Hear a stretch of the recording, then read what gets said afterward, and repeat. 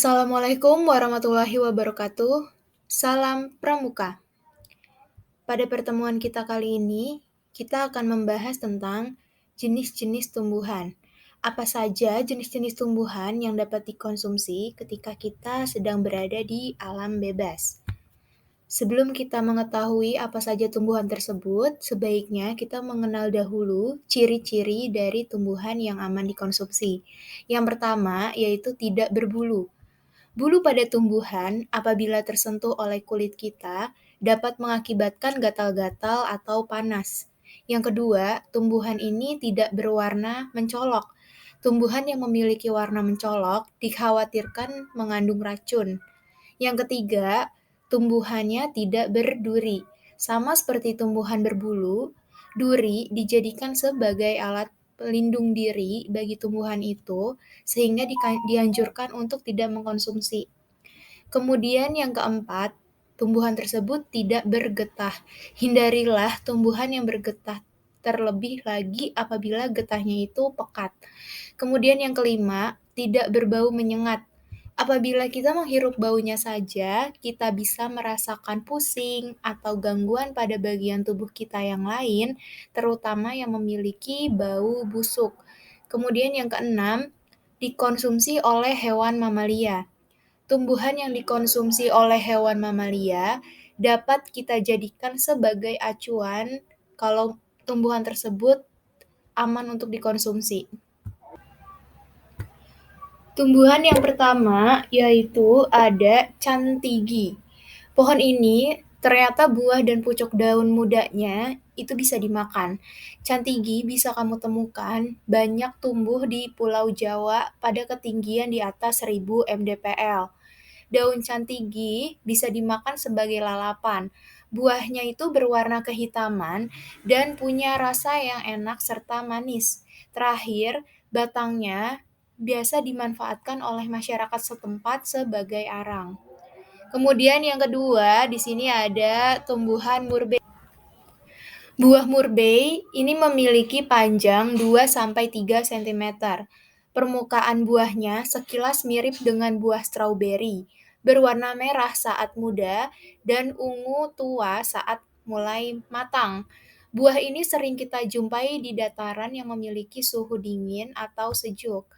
Kemudian tumbuhan yang ketiga, tumbuhan yang bisa dimakan ketika tersesat di hutan berikutnya adalah ciplukan.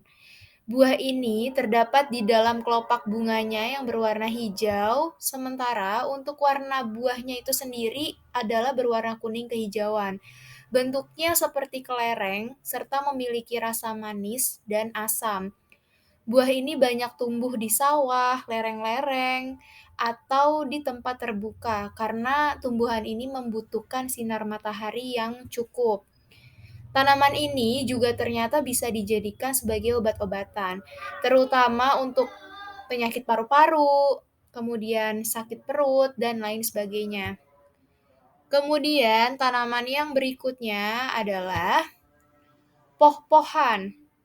Poh-pohan ini biasa hidup di daerah ketinggian, tepatnya di ketinggian 700 sampai 1750 mdpl. Daun ini bisa langsung dikonsumsi. Masyarakat Sunda juga biasanya mengkonsumsinya sebagai lalapan. Poh-pohan itu pohonnya pendek, daunnya punya rasa unik, dan juga memiliki aroma yang menyegarkan, yaitu seperti aroma mentol. Daun poh-pohan ini pun berkhasiat untuk meredakan nyeri otot. Kemudian tanaman selanjutnya yaitu ada semanggi atau kita biasa mengenalnya daun semanggi. Daun semanggi ini masih termasuk ke dalam tumbuhan paku air yang mudah ditemukan di dataran, termasuk di hutan Indonesia. Saat tersesat, tanaman inilah yang biasanya paling mudah untuk kalian cari sebagai bahan makanan. Caranya dengan mengambil aja daunnya, dipetik, lalu dibersihkan dengan air bersih, dan tinggal langsung dikonsumsi. Kalian juga bisa memasaknya seperti sayur. Bahkan kalau di Surabaya, daun semanggi ini biasanya dijadikan sebagai pecel. Kemudian yang keenam, yaitu ada bunga kecombrang. yang berwarna merah seperti di gambar. Bunga ini sering kita temui di hutan atau di pegunungan yang tidak terlalu tinggi. Bentuknya itu sangat unik, di mana tanaman ini terdiri dari daun, bunga, buah, dan juga biji. Bijinya mirip dengan buah jambu delima. Buah atau bunganya juga rasanya cukup segar dan rasanya agak asam. Bunga ini biasanya digunakan sebagai campuran pecel sayur kalau di daerah Jawa. Bahkan di beberapa daerah, kecombrang biasanya dijadikan campuran dalam sayur asam atau bahkan sambal matah. Kemudian tanaman berikutnya yaitu yang ketujuh ada begonia. Begonia ini adalah seperti bunga ya. Tumbuhan ini banyak terdapat di hutan hujan tropis yang artinya hutan yang lebat atau sering turun hujan. Kemudian tumbuhan begonia ini sudah dikenal sebagai bahan makanan sejak lama. Bagian yang sering dimakan adalah batangnya. Meski rasanya itu terasa asam, namun batang begonia ini cukup untuk mengenyangkan. Bentuk bagian ujung daunnya itu meruncing dan batangnya berwarna kemerahan. Kemudian yang kedelapan, di sini ada tanaman Selaginella atau yang biasa disebut dengan daun rane. Daun rane bisa kamu temukan dengan warna hijau. Namun, terkadang tanaman ini ada yang berwarna merah atau kebiru-biruan. Kalau kalian menemukan warna itu, kalian bisa memilih tanaman ini yang berwarna hijau, karena yang warna hijau biasa untuk dikonsumsi. Selaginella memang bisa berfungsi sebagai penentu kadar asam basa dari tanah. Cara mengkonsumsinya harus sedikit berhati-hati. Mengkonsumsi tanaman ini sebaiknya itu dicuci dahulu, kemudian dipotong kecil-kecil, lalu direbus sebelum akhirnya dimakan. Jika tidak, kemungkinan tumbuhan ini justru bisa membahayakan kesehatan tubuh kalian. Kemudian yang kesembilan, di sini ada tumbuhan selada air. Tumbuhan ini biasanya tumbuh di dekat jalur air.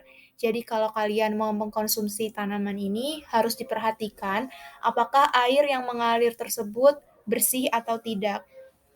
Selada air dapat dimakan secara langsung atau mentahan dengan cara memotong batangnya dan bilas dengan air dingin dengan bersih.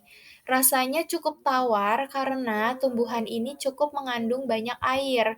Bisa dimakan mentah atau bisa juga dijadikan lalapan, tentunya direbus dahulu. Kemudian yang ke-10 ada tanaman yang bernama buah lo. Buah lo atau buah elau biasanya ditemukan di hutan.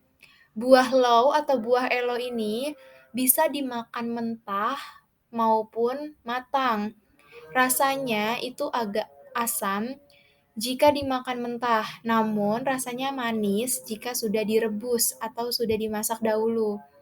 Buah lau banyak ditemukan di dalam hutan. Buah ini berbentuk bulat dengan kulit hijau sedikit mengkilap. Jika dibelah, bisa terlihat bagian dalam buah yang diisi banyak biji-biji kecil, seperti bagian dalam buah nangka. Yang ke-11, di sini ada tumbuhan alang-alang atau yang biasa kalian kenal mungkin ilalang. Alang-alang adalah rumput berdaun panjang dan runcing. Tumbuhan ini bisa dimakan dengan cara diesap dan di bagian bawah dekat akar. Bahkan gak hanya batangnya, kalian pun kalau mau mengkonsumsi ini bisa dengan cara mengunyah rumputnya, selayaknya kalian kalau makan tumbuhan dijadikan sebagai lalapan. Rasanya cukup manis. Alang-alang juga seringnya dimanfaatkan sebagai obat, antara lain sebagai obat mimisan, kemudian kalau kalian sedang radang, hingga kalau kalian sedang kedinginan, tumbuhan ini bisa menghangatkan tubuh kalian dan juga meningkatkan daya tahan tubuh. Kemudian yang terakhir, di sini ada pohon bambu. Pohon bambu juga sering kalian temukan, pasti ada di mana-mana kalau kalian jalan ke hutan, sedang kemah, itu pasti ada pohon bambu. Kalau tumbuhan yang satu ini, tentunya tidak sulit untuk dicari ya, khususnya kalau untuk di wilayah tropis. Kalian bisa memakan bambu, terutama bagian pangkalnya yang disebut sebagai rebung. Memakan bambu dapat meningkatkan daya tahan tubuh dan juga cukup mengenyangkan.